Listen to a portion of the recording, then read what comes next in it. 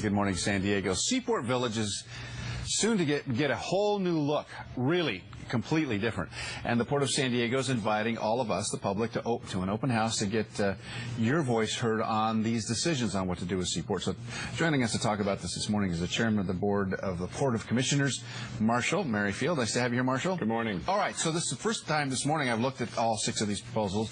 All very interesting, all very different. Tell me, what was the thought of the board initially? What was it that they were looking for? What did they want? Well, we wanted to open up the process to see what the marketplace, what San Diegans would want to do with the downtown corner. The lease at Seaport Village is up in the next 2 years, and we thought this would be a perfect opportunity to cast our net far and wide. And this process has resulted in 6 terrific developers who are very experienced with urban planning to develop something that's great for San Diegans, and also we'll pencil. Both elements are at play. I know when we last spoke, I heard the word icon. We've got something iconic, something that really says San Diego. You know, you've sort of taken a gander at this, not very deep, but look at that. That one, for example, has this giant sail at the very end. Would that be iconic?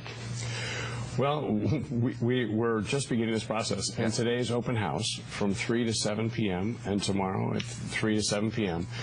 open to the public to meet the developers and look at their proposals up close to see what they're proposing. And then let's start a dialogue, all of us, about what you see that some of them have pavilions, and some of them harken back to the fishing.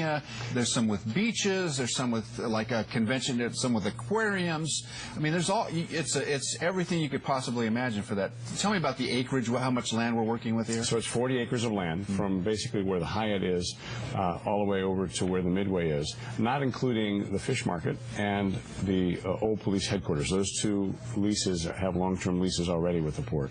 30 acres of submerged land. So all of Tuna Harbor as well. So there's land and water here. But also, remember, when we did the proposal, we asked the developers to respect the 11 vision and values that we had created with our integrated plan framework over the last 3 years. And things like access to the bay. We don't want to wall off the bay. We want open space. We like parks. We also need it economically to work. We want environmental stewardship. We want to honor the water. You know, there's a lot of wonderful elements that we try to put in one balanced plan.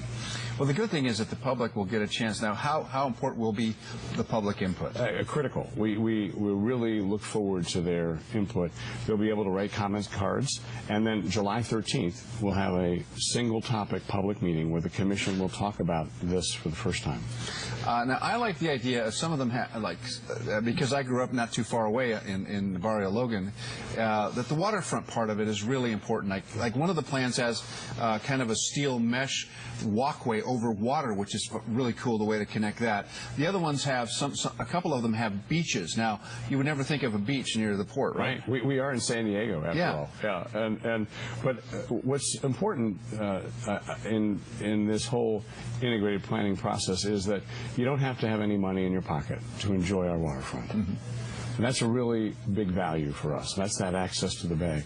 It's also quite remarkable that these developers that are very experienced all over the country and the world are willing to invest billions of dollars to create a lot of public benefit, as well as to make it economically pencil, all without raising taxes, all without public money. It's truly a remarkable opportunity we have at this moment. So how long is this process going to be now? We hope by the end of the year to identify the right partners and the right land use plan.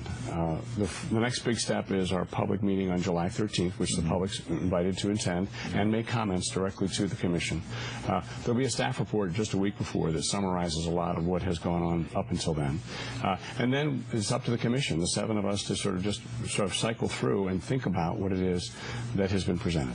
And what is the end game? When do we think this will be start to completion? Yeah, so if we have a development plan and land use by the end of the year, then there's an EIR, of course, an environmental impact report, and then also construction probably wouldn't start until 2018, early 2019. Okay, so that's so we're phasing into it, but this is the beginning, and so please come on down and make your voice heard.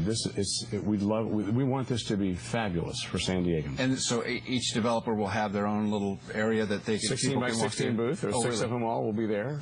Come on through. I'll be going through this afternoon myself, meeting them for the first time, all of them, and listening to their proposals, making no comments. The commission will be careful to be, wait until we talk. Well, you were very careful. You completely sidestepped my question about which one you liked, and then that was very well done, by the way. So because you still have to look at this in depth. Right. Absolutely. We need to look at all the elements of it and compare them. But that's very skilled Marshall Merrifield. That's in front of the public. Great to have you here, and good luck to this. This is a great process, and of course we'll put all the information about all of this and these proposals on our website, KUSI.com, so you can go down and select the one that you like the very best. Thanks very much for being with us. Hillary Clinton has yet to make a